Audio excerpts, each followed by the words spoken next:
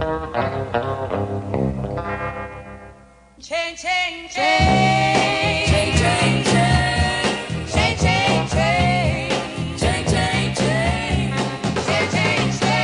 change, change, change, change of food. The beautiful Aretha Franklin, folks, and her gorgeous voice inspired millions of people. She's passed away today, and we honor her with this show.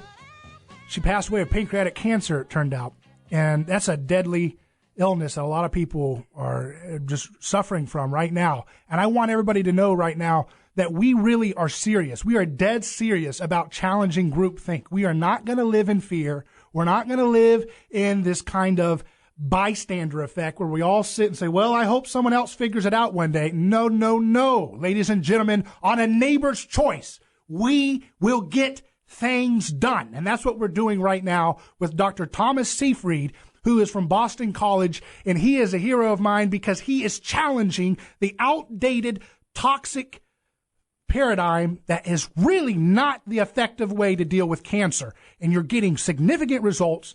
And I guarantee you, Dr. Seyfried, I'm going to do what I can to personally do the things necessary to get your information to the people. I understand that you are relying on private donations, right? Because there's no government support for this when it's actually working, right?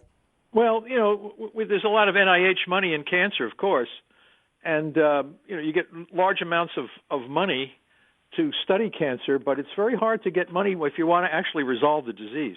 I think people think it's not resolvable, and that's a fallacy. And another tragedy, of course, is why should we have to go to Turkey and Egypt to find therapies that actually can keep people alive much longer with a higher quality of life? Why can't we do it in the United States? So, why can't we treat cancer as a metabolic disease in the United States? And also in some of the other Western, like England, they can't do it there either. You have to do standard of care. And standard of care is surgery, radiation, and chemo, and maybe you're going to use this new immunotherapy, which I call as a Rube Goldberg, which is a very complicated way of doing something very simple. It's extremely expensive that can actually kill patients.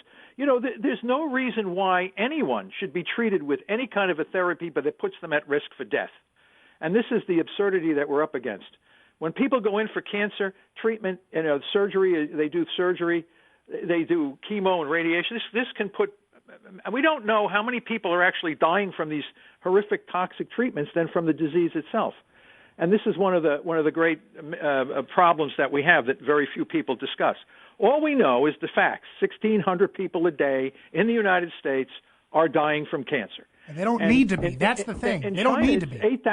Over 8,000 a day are dying. It's a worldwide epidemic, and it's being treated under a therapy that's been shown to be flawed. So you tell me what's going on with this. Well, we're going to get to the bottom of this. I want to keep investigating this. I want to find out why the government, the land of the free and the home of the brave, in Declaration of Independence, it says that the government was there to secure our right to life, liberty, and the pursuit of happiness. And in a country that was built on that idea, there is no reason why we should tolerate a government that cannot get their act together and let people try alternative therapies like what you're doing. And I say no more. It's time to solve this problem and see it in the rear view mirror of history. It's outdated. We don't need to stick to these outdated toxic therapies for cancer. There are real solutions. You're getting them. You're actually going off to, Budapest tomorrow? Yeah, we have to go to different countries to prove the concepts. In other words, I'm shocked because they contacted me based on my book and my theories, and they said we're treating patients with tremendous success. Stage 4 pancreas, stage 4 breast, stage 4 colon, stage 4 uterine, and they're getting very, very good results.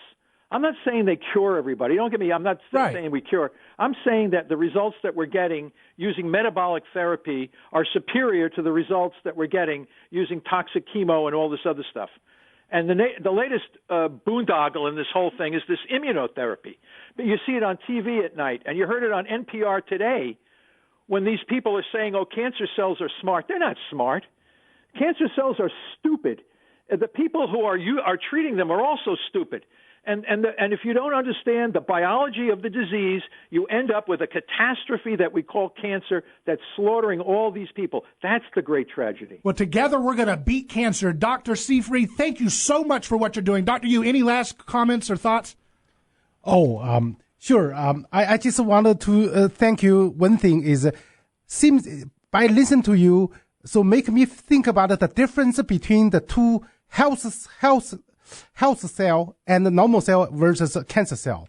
Seems like the damaged, the defective cell, normal cell, defective cell, they changed the metabolic process because they lost the interaction with the oxygen. So it go back to the ancient way for fermentation. Once the metabolic process changing, what happens? Behavior changing. So that's why it behave differently than normal cell that become cancer. That's a great explanation. Yes, and then we use ketones to keep all the normal healthy cells healthy while we take away glucose and glutamine. It's very simple. It's not a complicated problem. Well, let me tell you, Dr. Yu's theory of physics is really aligning very, very closely with exactly what you're finding in the lab with cancer research. So we are with you 100%. We're going to do what we can to get the word out so that people can have real solutions in lovely, beautiful lives the way God intended us to have. Thank you, Dr. Seyfried, and thank you for what you're doing. Yeah, thank you very much. I appreciate it. So, ladies and gentlemen, this is another episode of A Neighbor's Choice, and I've had a wonderful time learning from this hero, Dr. Seyfried. He's on the front lines of battling cancer, and I think we can see a time in my lifetime and Dr. Yu's lifetime where we can beat cancer as a civilization, folks. We're going to beat it. We're going to send it to the ash heap of history, just like scurvy. And one more thing before I leave. I want to dedicate the final segments of this show, we only have a few minutes, to a friend of mine named Monica Paulus. She's a lady in Papua New Guinea.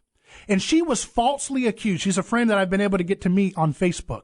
She's a friend, and I count her friendship dearly because what she did in Papua New Guinea, she was falsely accused of being a witch by the tribes that live in Papua New Guinea, and she overcame it. Over in Papua New Guinea, they are locked into groupthink. They still believe that witchcraft is what really dominates the environment there, and so they burn witches for no reason other than groupthink. Well, folks, Monica Paulus, she was almost murdered by a group of people trying to accuse her falsely of witchcraft, and she survived. And you know what she's doing? She's had opportunities to go to other countries where it's safer, where she could live in a country where they're not trying to accuse her and burn her alive for lies. And you know what she didn't do? She didn't leave. She is still in Papua New Guinea right now, fighting for other women who are falsely accused of witchcraft. And we are going to put her on the show. Ladies and gentlemen, there are so many things we can do to change the world if we just let go of groupthink and love our neighbor as ourselves. Ladies and gentlemen, this is David Gornoski with my friend Dr. Yu. You've been listening to A Neighbor's Choice Radio. We'll see you next week on News Radio WFLA.